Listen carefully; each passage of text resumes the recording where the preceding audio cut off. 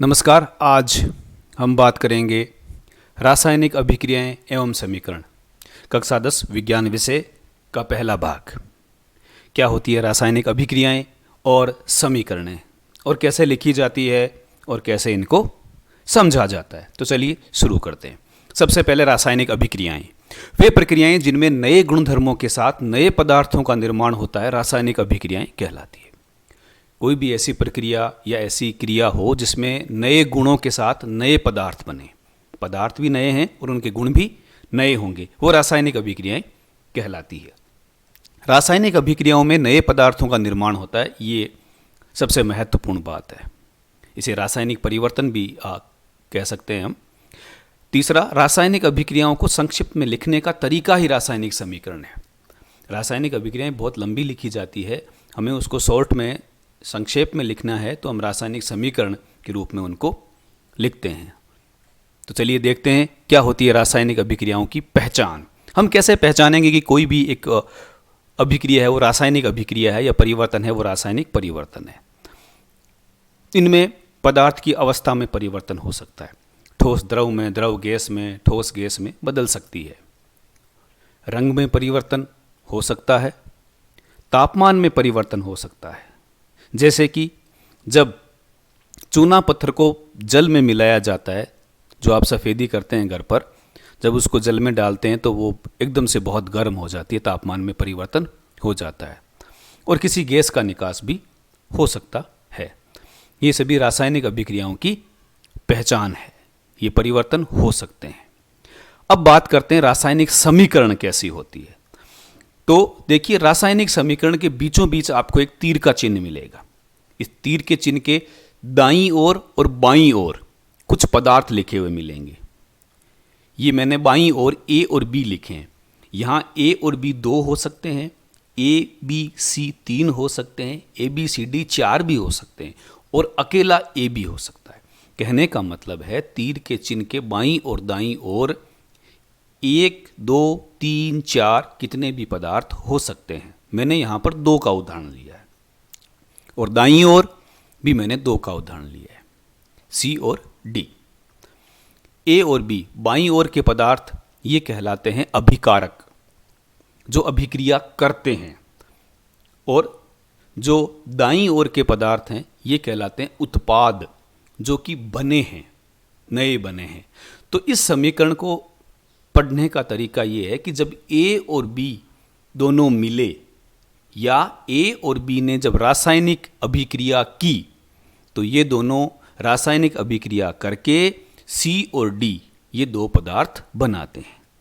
ए और बी अलग थे और सी और डी दोनों ही नए पदार्थ हैं। तो जो अभिक्रिया करते हैं, तीर के चिन्ह के बाईं ओर होते हैं, वो अभिकारक कहलाते हैं, और जो बनते हैं अभिक्रिया में वो सी और डी उत्पाद कहलाते हैं। जैसे कि हम एक उदाहरण से समझते हैं।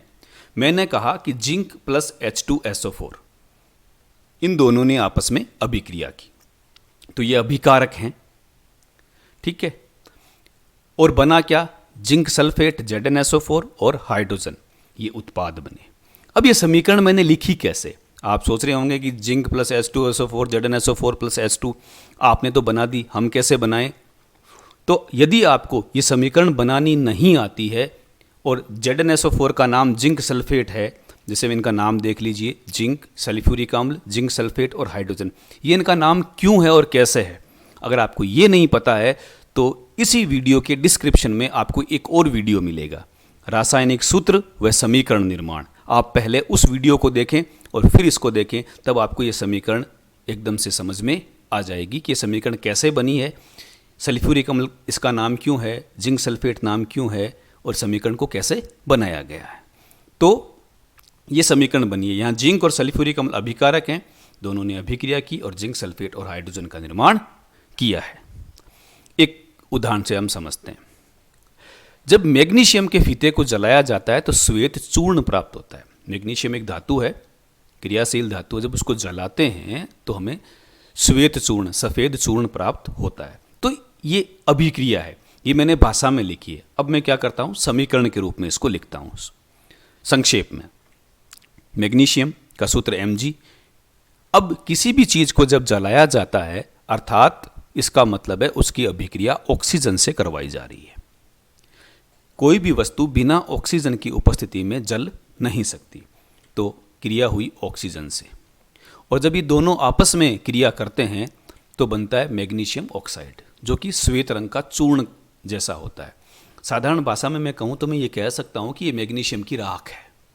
जब लकड़ी को जलाते हैं तो राख बनती है, तो वो लकड़ी ऑक्सीजन से अभिक्रिया करती है और राख बनाती है, तो राख भी एक ऑक्साइड ही है।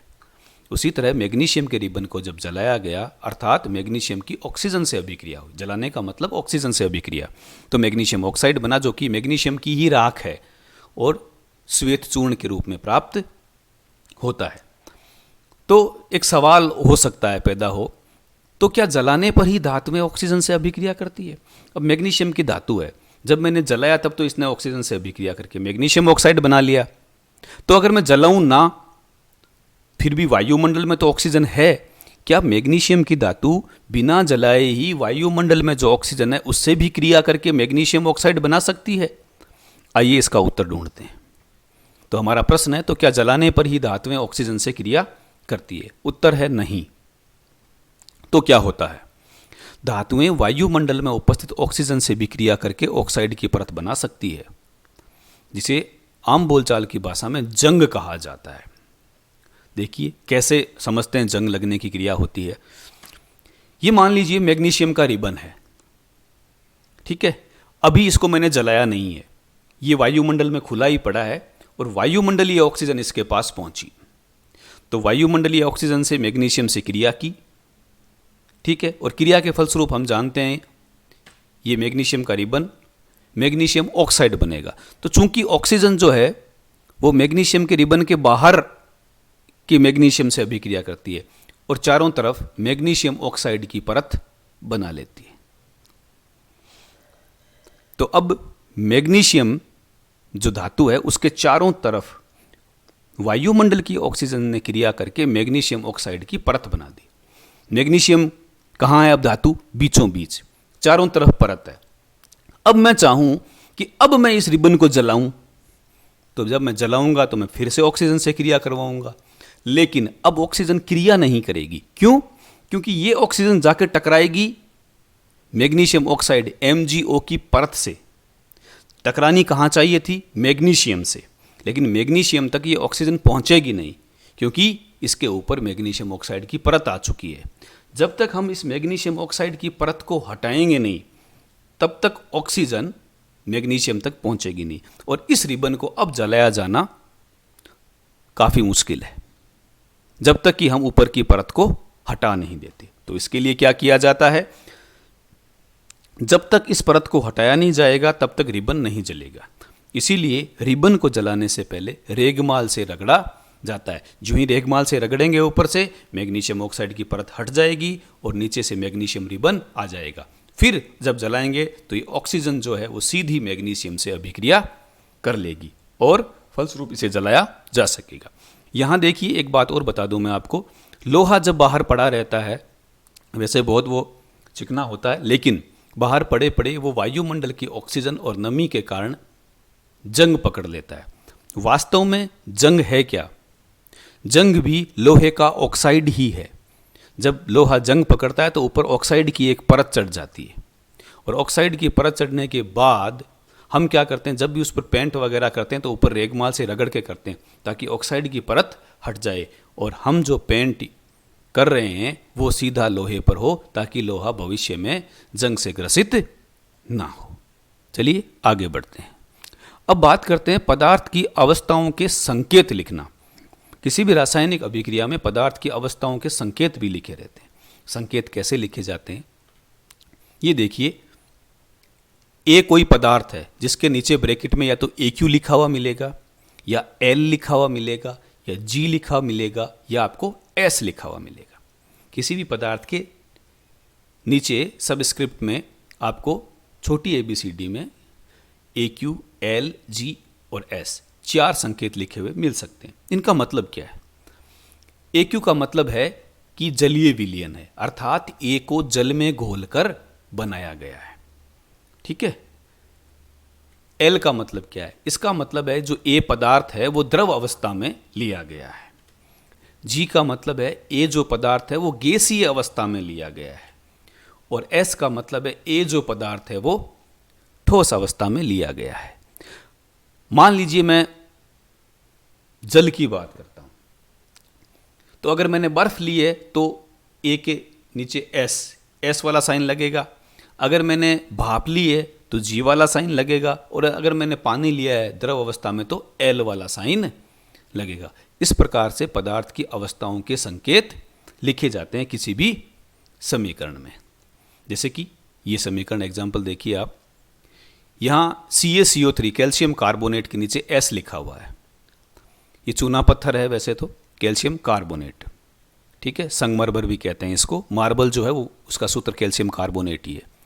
फिर दूसरा है CaO, इसके नीचे S लिखा हुआ है, इसका मतलब ये भी ठोस है।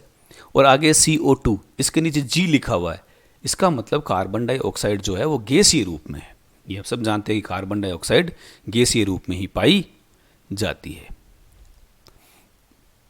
तो अगर आपको ये वीडियो पसंद आया हो तो ई-मार्ट्स आपके चैनल को आप सब्सक्राइब कीजिए ताकि आने वाले वीडियो आपको नोटिफिकेशन के रूप में जल्दी मिल सकें। बेल आइकन को प्रेस कीजिए